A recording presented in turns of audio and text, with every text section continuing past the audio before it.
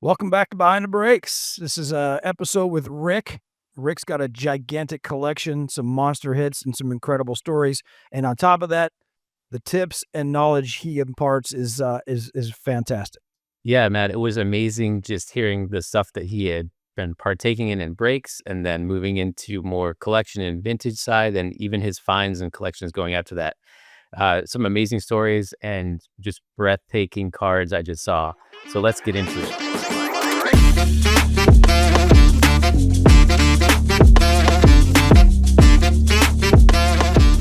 All right, Rick.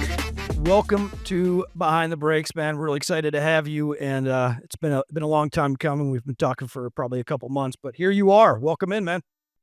Thank you very much. RJ, Matt, I appreciate you guys having me on. It's been a lot of fun getting to this point, and I'm looking forward to today's conversation. Yeah, man. Yeah, I've been actually looking forward to this one since Matt sent over your intake sheet and like all your stories. I'm like, all right, let's do it. Let's get him on. Let's go for it. I know it's almost Right. like where do you start with you? But you've got a monster, probably the most ridiculous card in the hobby. Let's not talk about it yet. But I mean, you've got a lot. I mean, look behind you, got some pretty incredible stuff.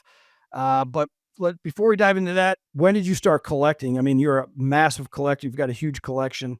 When did your collection start as a kid? How did that work? So played baseball like a lot of us in little league, going to the games, going to the snack shack afterwards, getting your packs as part of the reward with the gum, all of that. Spent my time as a kid collecting and kind of hung it up for a lot of years as I went into business in my 20s, 30s, and 40s. Unfortunately, lost some of my family members a couple of years ago, but that kind of re-sparked the collecting as I found boxes, as we all sometimes do. And I have a 9-year-old son, so that was a big epiphany for me.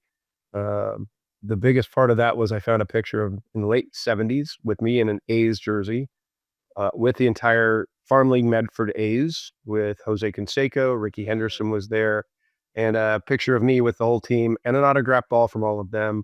That kind of sparked my a couple of years ago, my mind going, wow, what a great time I had. I have a son now. I really enjoyed the camaraderie, the community, and everything around that. I would say all feet, not just both, but everything I had, I jumped back in a few years ago. And you grabbed your son's hand and said, "Let's go. You're coming with me, That's it. brother." Love it. 100%, Is your 100%. son a big collector? He is, he's working towards the sports cards, but went down the Pokemon Oh, okay. rabbit hole, started ripping a lot, and then focused his collection as things got a little crazy into the Pokemon, Charizard, Pikachu kind of focus. And he'll be able to pay for college when time comes. Well, look at him. Right on, man. You're teaching him well. So, Yeah. so what your chase was, baseball back then. That was your focus, and clearly the A's, right? Yep. Yep. Ironically enough, the last 3 years my son's played, it's been on the A's. So that was another kind of connection to Ricky Henderson, the A's. I've been an assistant coach or a coach for him. So I have a big affinity for the A's and specifically Ricky Henderson. We'll get into a little bit of Yeah, what that yeah. chase All right. looks like. So I'm immediately going to deviate because I've got to ask you. We've been messing around for probably a year or two. Are the A's going to Vegas? And also, how do you feel about that if they do? I think they need something. I mean, it's terrible to see them go and get ripped from from where they're from and the fans, but sometimes an organization needs a refresh and a restart, and Vegas can't be too bad to have a pro team out there in baseball. Yeah, I agree. But I'm not sure about Vegas. But I don't. I love that franchise. The legends that played for it. So I'm always checking Mhm. it out. And the young dudes they've got now, man, they're pretty incredible, young talent up there. I think you better Yep. watch out because the A's are Got a coming. lot to build on. That's it. That's right. All right. So doing the hobby, you built some businesses. You talked about that. Entrepreneur for life. Sounds like a collector for life, right? Doing some other collecting outside the cards. You have, I think a couple of cars that you've got. So it's kind of in your blood to collect, huh? Yeah, my father was a collector at heart, and from Smith and Wesson handguns from the 1920s all the way through to musical instruments, 50s and 60s guitars and amps, and those are things that I inherited as he passed away. That I had the bug from him, carried it along. Now I've got too much shit. Now we got to get rid of some of it, and then start focusing on because my father told me a funny story is before he passed. I said, Dad, why don't you sell some of this collection? He looked at me, and goes, I don't know if I can say this, but fuck you. I'm not ready to. You go figure it out when I'm dead. So It's I your don't know. problem now. That might be the Yeah, way I'm going to go with my son. We'll see. yeah. Ah, that I know. is Actually, I joke about that with my wife too. I'm like, the only thing I'm leaving behind is my collection, and then they'll have hopefully fun going through it and being like, I remember this. I remember this. Hmm. So here we go. I mean, Yep. I love that because, you're building something for him and you're having a blast doing it. He's enjoying it, so he'll probably carry it on. So those cards, he may be the one dropping the old "fu" to his kids. Your grandkids or great grands, no, you're not selling it. Hmm. So, how does your entrepreneurial work and the businesses you built shape how you collect, or does it? Does it have any influence on it at all, or is it a separate entity for you? That's a good question, Matt. I think for me, you can see I jump into things a little full force. Everything I do, from collecting to art to what's in my heart and where my mind is, what is healing to me, what brings back memories. It kind of is fluid. I got into old vintage cars from the '60s Lincoln Continental convertibles and Mustangs and things as such. But as time go, and I start having more joy in the sports card, and with my son, those collectibles aren't as important. So what I'm realizing in my 50s now, as I've amassed collections and I got to go down these rabbit holes, is at the end of the day, stuff is stuff, and it's okay to collect what you love, do it for potential strategy. And you asked about the business side. It went from a big gamble and spending, big high six figures in breaks and chasing and that high that we have in today's world, to, okay, I've got a lot of stuff, and what I lost track for a little while of what was important. So as I'm getting older, what's important is what resonates with me, the opportunity that I have with guys like yourself to really have the conversation, the stories, that moment in time, that is what we're working through and what we're collecting, versus I just have a lot of Yeah, no, well, I completely get that. Actually, it's funny. RJ and I, just before you jumped on, we were just chatting, getting everything set up, and we were actually talking about the vintage comeback. And for me, vintage is my youth now, and we joked about that reality first of all, right? Growing up in the '80s and or late '70s, shit. watching baseball. You know, those old cards mean something. And yesterday, my wife and I were at a Goodwill locally picking something up, and she brought over a bag of cards. It was all junk wax from the '80s. First card on top was Ryan Sandberg. Oh, that's great. And Amazing. and I was like, I mean, it's what, probably a dollar card, $2 card, but for me, I immediately went back to coming home from school as a latchkey kid, turning on WGN and watching the Cubs play baseball. No matter where I Yep. lived, whether it was Pittsburgh, where Michigan, WGN was everywhere, and so it was just kind of a cool. So when you said that, that's exactly where my head went. That card meant something to me. Um, Yes.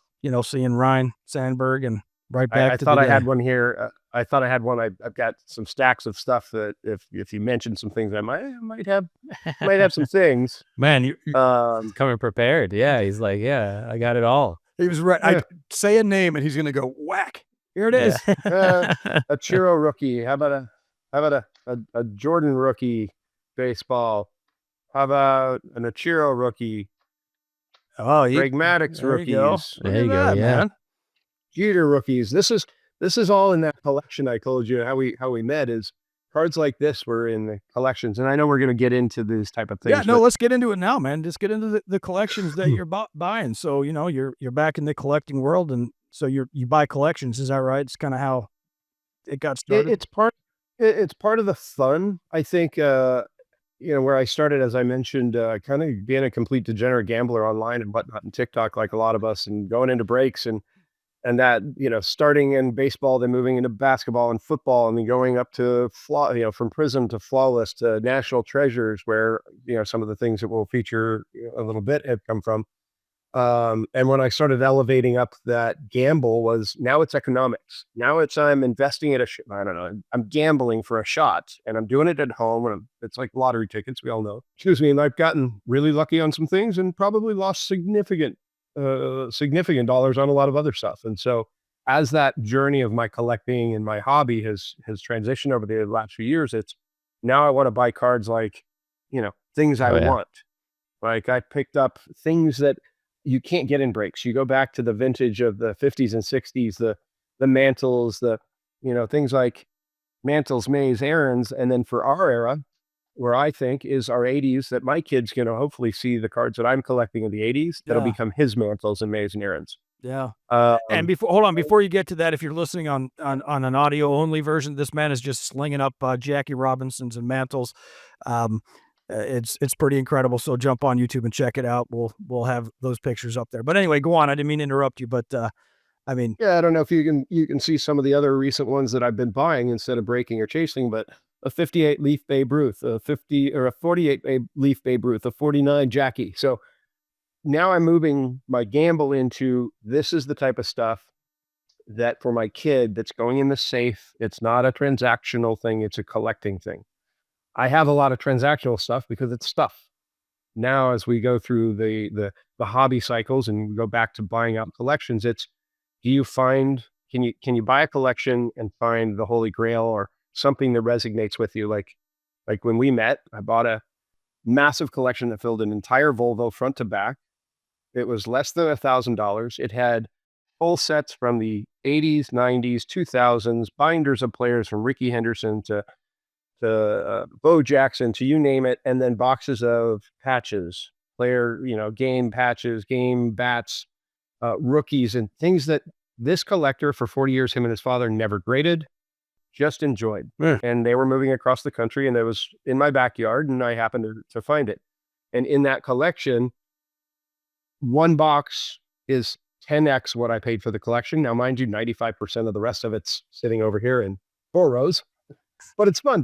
They go through. yeah. All of my point is you find those collections, you find things that you want to keep. You can get a couple things that you can sell to make your money back. And now you have a project and some fun for yourself, your friends, or your family. So then on the how you said how you came from the breaking side and you went through that transition of like you're saying like everyone does, right, getting into those to finally getting to that position of going, I want this stuff. This is the stuff I want to actually have in my collection. Like, was Hmm. there just exhaustion? Was there burnout at one point when you're like, no, Oh, this for is I sure. need to I need to go this direction, or did you just amass so many cards and like base Mhm. cards and things like that that you're like, I don't want this, variation of this guy. This means nothing to me versus a player I can actually collect.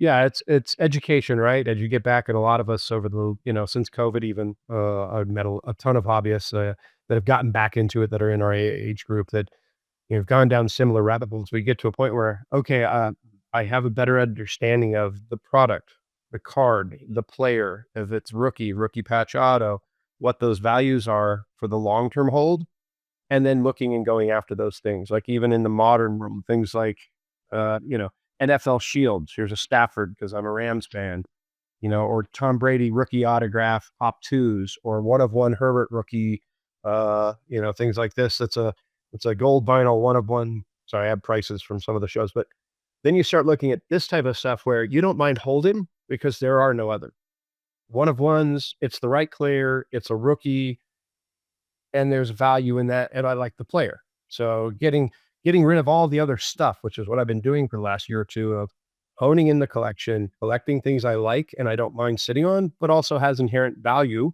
that's liquid. This is monetization. You buy and sell and you have value in it. Not Hmm. everything, but there is a level to that when you collect at a level like I have. Yeah. So for you to clear some of that product out, are you trading that at shows for some of the higher end stuff that you want? Or are you just Right. trying to like amass, do a sale locally to someone or a shop or something? So a lot of the sales up. Sorry, my light just went out. Yeah. All right. There we go. There you go. I've taken the last 2 years building a network, meeting guys like yourself, going to shows, getting tables, going to my local card shops, going into Facebook groups of teams or types of card. You're building your network, just like in business. As an entrepreneur, you got to build your network, and then you have your community around you that can help you figure things out as time goes.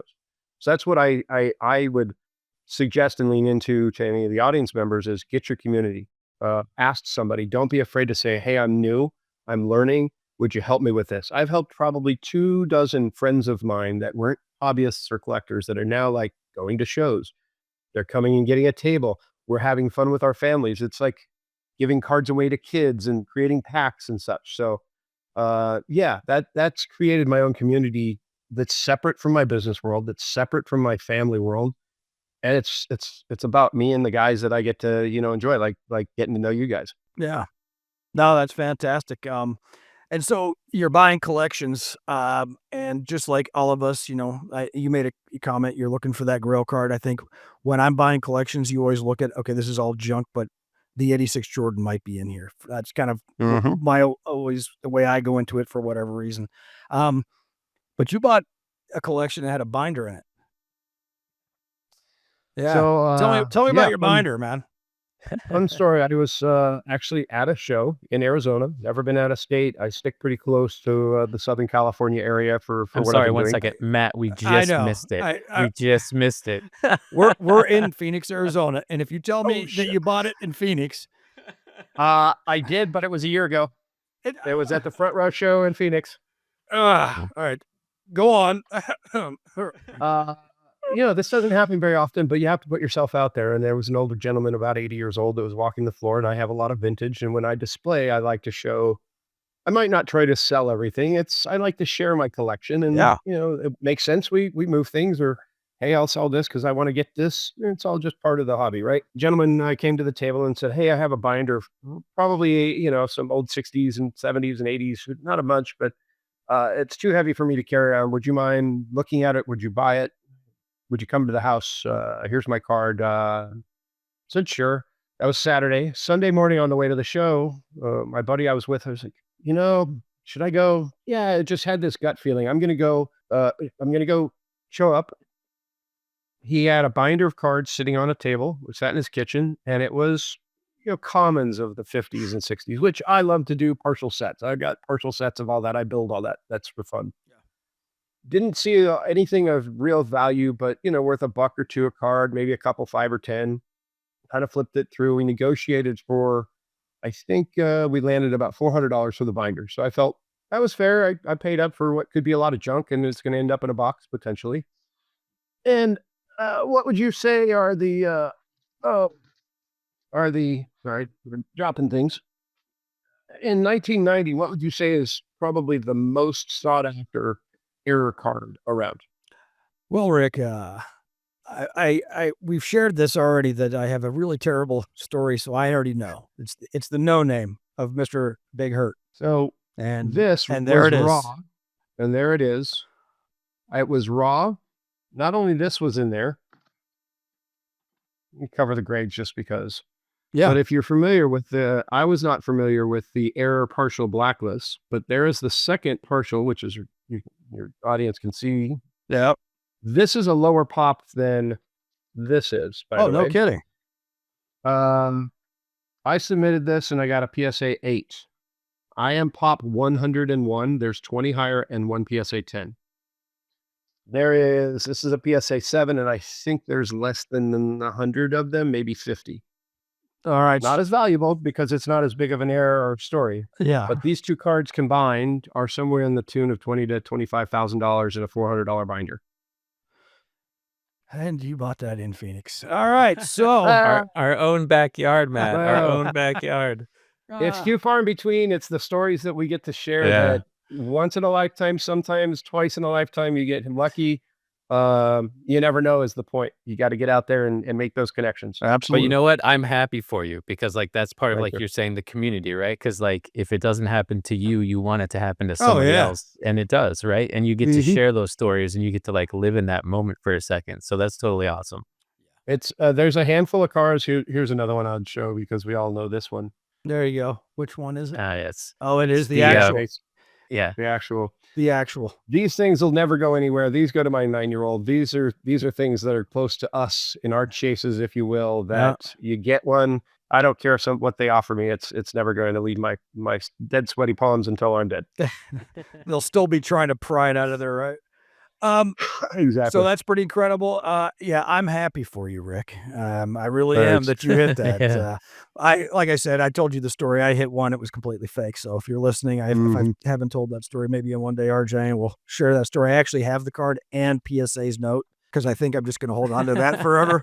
You're gonna pass that one on to your kids. You're like, here, this one's for you. I might have to give it to your son. I don't think my kids are interested, but I know yours is. So you've got another special card. It's the only one. So we got a one that we need to hear the story about. And again, I'm not going to kill the story, but the part about your son and his friends, I need to hear that again. But I know the audience does. So take it away on the one of one there. So, deep into chasing big cards, I leveled up into jumping into multi-case, flawless, and national treasure breaks where your teams are $1,000 to $3,000 a team, and you go into multiple teams, and ultimately all of a sudden you're into, $20, $30, $40,000 into a break, and you don't know what happened because it went from 10 p.m. to 2 a.m. Maybe a few drinks have been, maybe a couple of bottles of wine or drink, I don't know. And ended up hitting, I had the Bengals.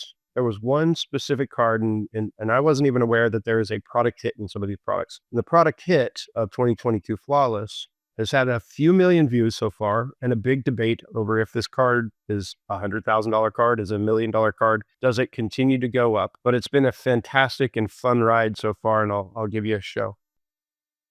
We got Mahomes, we got Allen, we got Super Bowl winner, MVP winner, but that's not only half of the card. But wait, there's more. There's more. Herbert and Burrow. So this is the 2022 product hit of the season and product.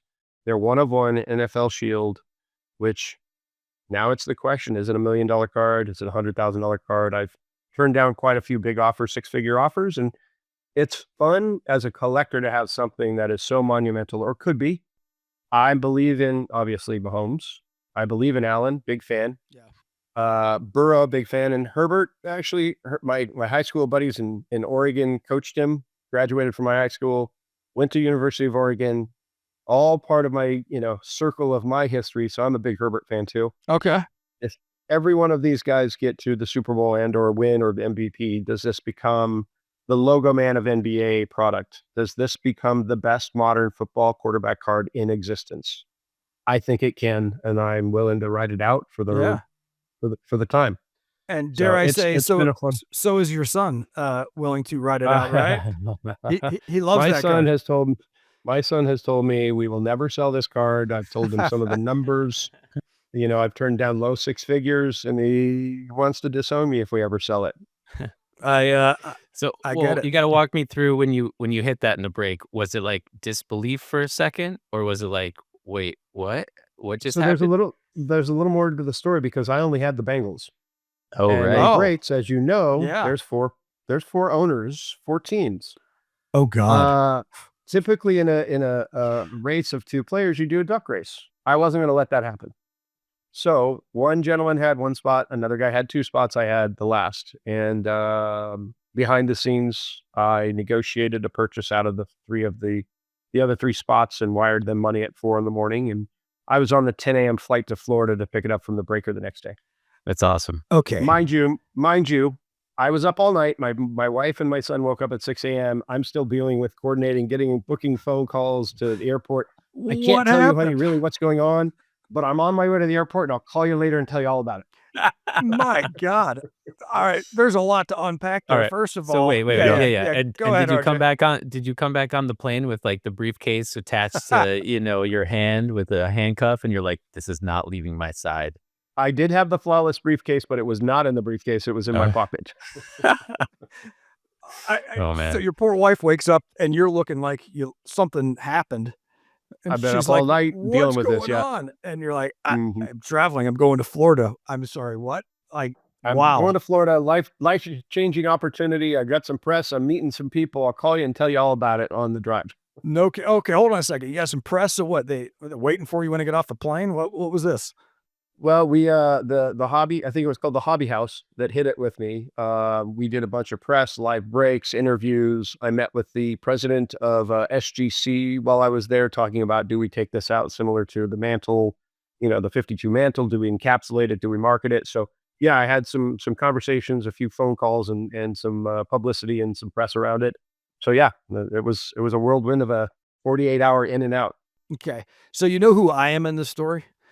I'm the guy that had 2 spots. I mean, I know that you paid, but if it would have been a duck race, I'm the guy with the 2 spots of 4, and I my duck sinks sinks to the bottom of the virtual ocean. I would say 95% is the same for me. I've gotten lucky on some stuff, but on the net event, when you spend that kind of money and you're gambling that high, just like any gamble, you Yeah. lose more than you win. We'll see if this one pays off.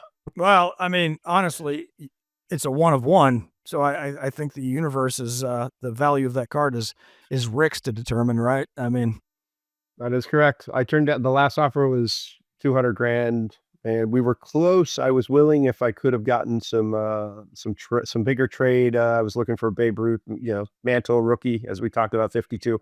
Some of those things that it's not about the cash, it's about the transaction and the collection and the fun. yeah. We just didn't quite get there, and that's okay. This is one I'll ride to the ground. Either it's going to get there or not, but this could be my calling card of my hobby in my 50s. Yeah, good for you, man. That's amazing. What Yeah, a that what card a is amazing. what a hit. Incredible. You're right. We need a couple of those guys to really to make it big. You need Yep. Herbert to take the Charger somewhere. I don't know. Yep. Incredible card, man. Incredible card. Thank you. I just I'm always blown away by the folks that hit those monster cards, and you always want to talk to them. Like, how did you feel? So I mean, just crazy. Yeah, truly an unreal situation, and then taking it to card shows and getting contacted in the press and publicity, and there's a an online publicity guy, Talon Sports. We did a couple of Yeah. videos that got ridiculous reach. That really was a lot of fun. Some good comments, some bad. People think, oh, that's a piece of shit. That's trash, and it's never going to be worth anything to hold it. This is the biggest card you've ever seen. So I it's mean, come everybody's on. opinion. Yeah, It's I know, I trash. know. It's not worth anything. I mean, come on. Yeah, well, you get people that You're just angry They- because they- you didn't hit it. I mean, can't you? correct. Like RJ said earlier, that's one of the cool things about the hobby. You're always cheering for somebody to hit something, right? Yeah, I mean, 100%. so those folks are just turds. Do better, people. Do better. But pretty incredible, man. That is an incredible card. Your son's brings his friends over. Do you put it behind glass before they're allowed to look at it? We keep it in the safe, but yeah, it is a lot of fun. And coming back to the kids and the hobby, one of the things I really love doing with this is whenever they're over, or we have baseball or football, flag football or NFL, or even just yesterday, I took the kids to the pool and he had a bunch of his buddies, and we took a drive over there, and I got some packs, and they all did a big tray. It's about giving. It's about getting them excited in the hobby. Love And, that, it man. doesn't really, they don't care what the card is. That we had Rochambeau for probably 15 of the two packs that we pulled. Each time every one of the kids said, "Oh, I want that one," they all wanted it.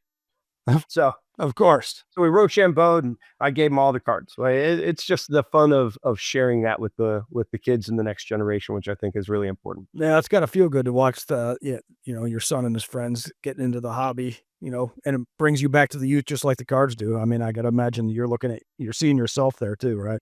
Well, for sure. Yeah, and fortunate to have the time with them. Like this weekend in Southern California is the Front Row Card Show, and I'll be there with a couple of tables and taking my son for the whole day for the first time on Sunday. And I did that at one show where he had a couple hours, and he sold $600-700 worth of raw Pokemon and put money in the savings, and he got to go buy the cards he wanted. So I'm bringing him on Sunday for the full day.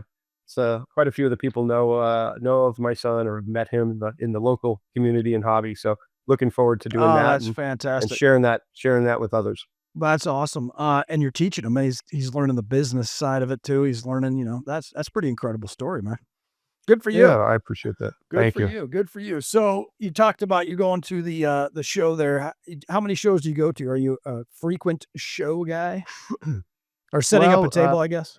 I try to get out once a month for my own sanity and to get and do what I want to do. So that's typically once a month. The front rows here in Southern California. I'm going to be up in the Pacific Northwest. Ironically, at the same time, there's going to be a front row show next month or later. Actually, Ironically, yeah, in July. Ironically, you didn't I plan don't know that, how. did you? Speak no evil, hear no evil. And then I do regionals, 100, tables just to be around the guys I've met over the years. It's kind of a little clubhouse that we've done. And obviously to turn the cash into other things, find things like the Babe Ruth and the Jackie at the last couple shows where I traded Mike Trout, which, I don't have a huge love for his rookie card. I've had him in some trades, but Babe Ruth and early Jackie, second year, 100%, I wouldn't have had that opportunity if I wasn't at one of our local shows, Oh, very cool. connecting and talking to people. Yeah. What So Nice. Yeah. the 150 car, like, what are these small towns in and around where you're at out there in California? yeah, it's there is a really decent network in Southern California. Actually, the CEO and producer of the West Coast Card Show, which was Burbank. He also produces, I think, almost every week a local show for about 100, 150 Oh, very tables cool. throughout Nice. Southern Yeah. California. So you get to pick and choose which ones you want to go to. Obviously, I've got family obligations and my kid and Oh, of sports and course. all Yeah. that. So got to balance that out. But I'm fortunate that we do have a pretty healthy sports card show network here Yeah. that has allowed us to meet people for buying collections or moving things into others or selling while Yeah. we wait for the big shows that come up. Well, Rick, listen, stay in California, would you? Stop coming here and buying the no-name Frank Thomases, man. We're gonna send Yeah. somebody out there. No, don't let Rick in here. Coming out here. Or next time I call you and I'll call you and hey, I got something out there and let's partner. Let's get this thing done. Well, you can do that. I mean, we'd Yeah. absolutely love to do that. But man, I'm always looking, and you come out here, you find it. So anyway, in kind of the intake form, RJ mentioned this earlier. I want to hit on it. I was just reading some articles about the vintage is coming back, and it's because guys our age are looking back to the youth. We've already touched on it, but I want to get your thoughts on who those cards are, who the big cards are going to be to have. What are your thoughts there? Well, let's define because vintage can mean a couple things Good point. for us. So So let's go with 70s, 80s. God, okay, God, does so that hurt to say? I know because I'm looking at where I feel vintage from my perspective is I'm on that cusp, right? We're in, I'm in my early-ish 50s, if you will. But when I think vintage, I think Mantle, Mays, Okay, Aaron, fair enough. Yeah. Takeda, 50s and 60s baseball, which I've invested heavily and I think have the long-term run.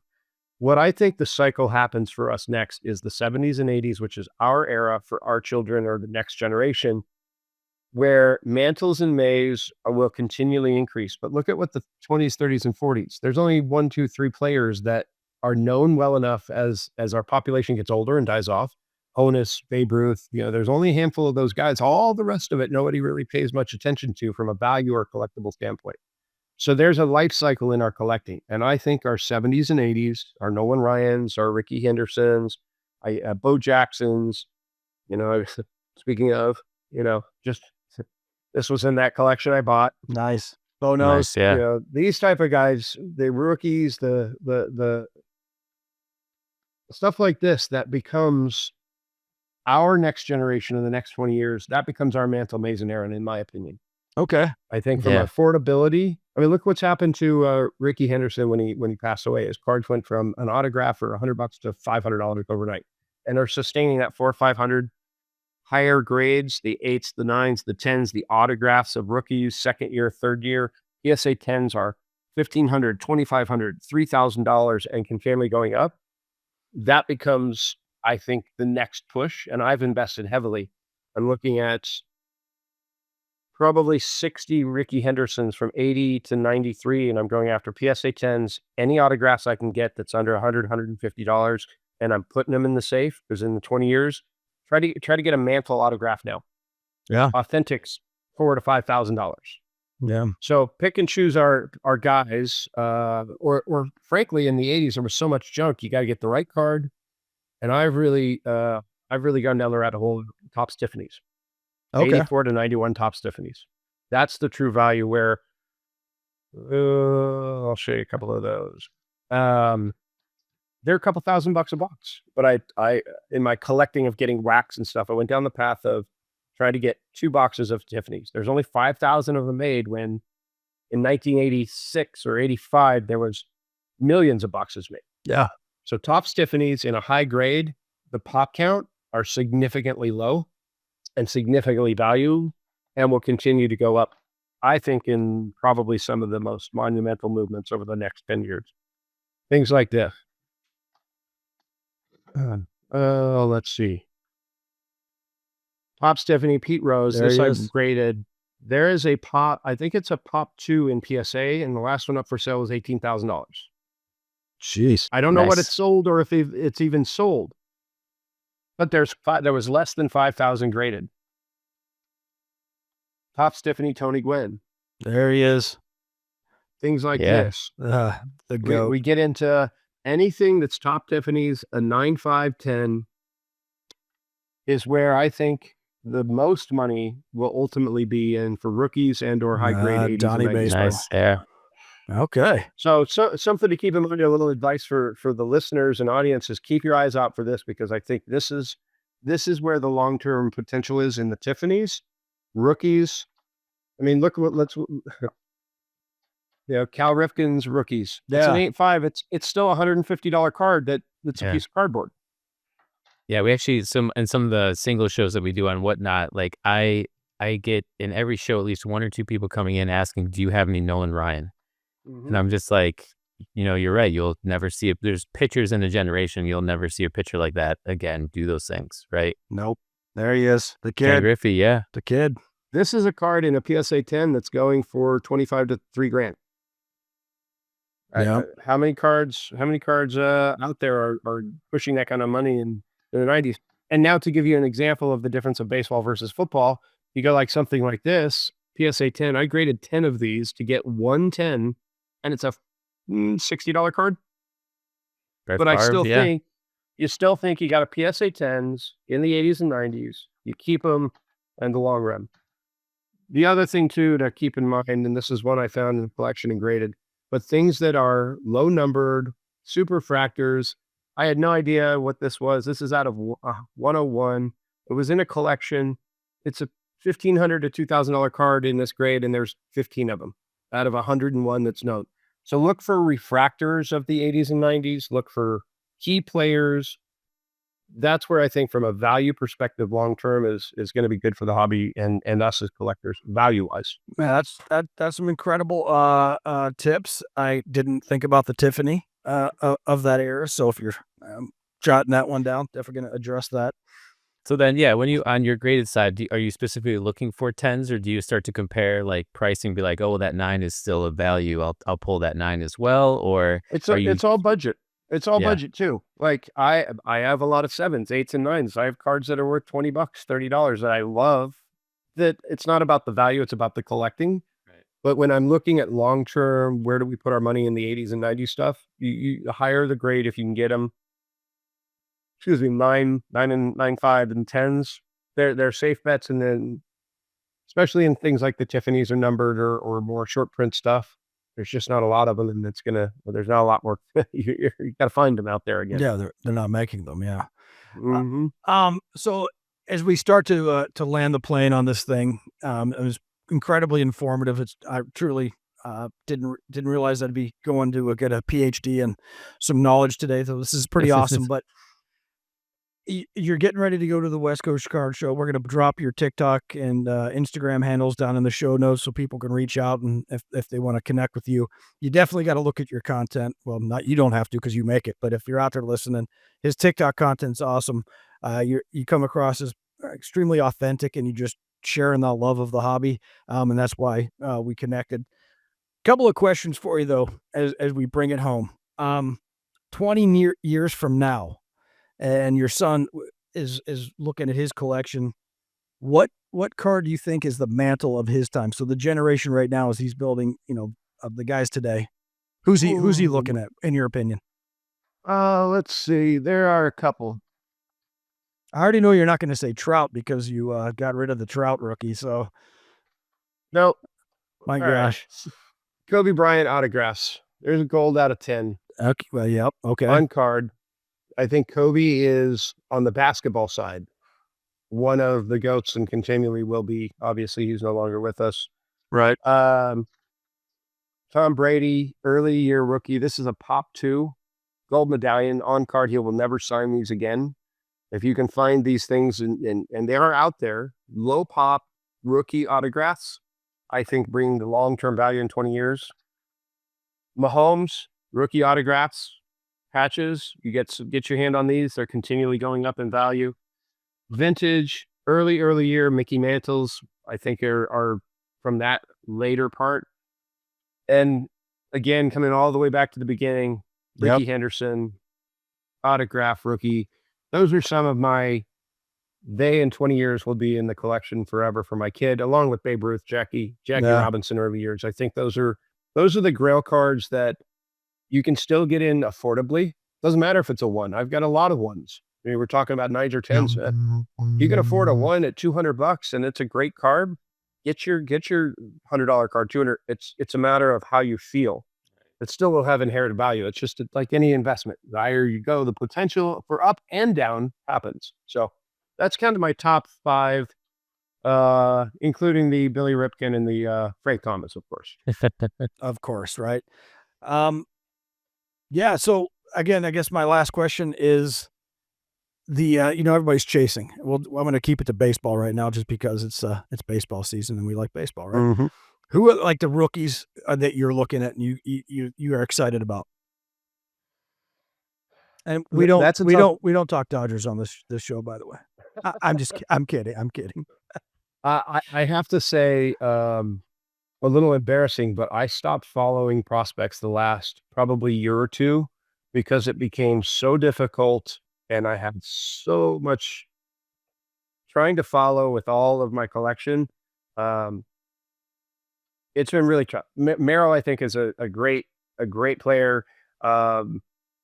Taylor Cruz, Bobby Witt, those are the guys that I've kind of followed and watched. But for me to have tried to keep up with what's going on every year with all the prospects, the Bowman, the Sapphire, the Chrome, it got too much for me. I had to hone back in and okay, refocus. Yeah. What about you? Oh man. Yeah, What about Matt you? and I just talked about this in our last. Yeah, I'm just like, I can't keep up with like Bowman as like a product because of it's the prospect and then the rookie, and it's so much, right? And you have to now you're tearing down in guys that are AAA, AA, and see who's getting moved up, and it's its own. Like if you go that direction, it's its own beast and its own game of itself, right? Where like kind of like you're saying is you start to like figure out what you want to collect and that happiness of what makes you want to purchase that card.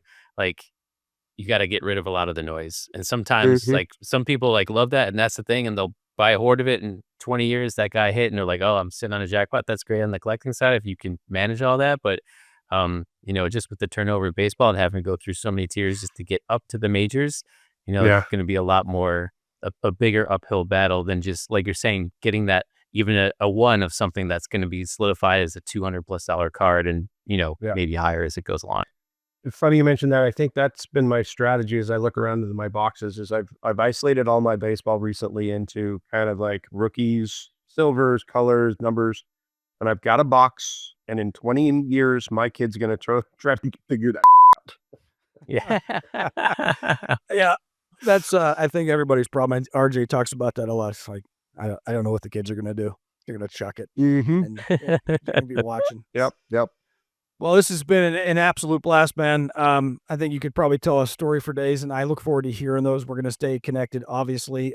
I think we might have plans to be coming out to the West Coast Card Show, and the next one or one after that. We're making our plans right now. So, That's great. really appreciate you jumping on and sharing your collection with us. I'm going to say it again for the folks that listen to it, the audio only. You got to jump on YouTube. I will include as many pictures of these cards as we can, but absolutely incredible collection. Thanks for sharing it with us, man. Yes, thank you so Well, much. Mike, It's amazing. thanks for having me, and look forward to meeting you guys out here. I know we've talked about circling the wagon, so we'll get a group together and do this in person. Yes, sir. Awesome. All right. Appreciate you. Thank Have a you, good guys. Thanks for listening to Behind the Breaks. We appreciate you being here with us and helping us grow this community. You can find us on Spotify, Apple Podcasts, Amazon Music, iHeartRadio, and YouTube. Make sure to like, follow, or subscribe, and we'll see you for the next one.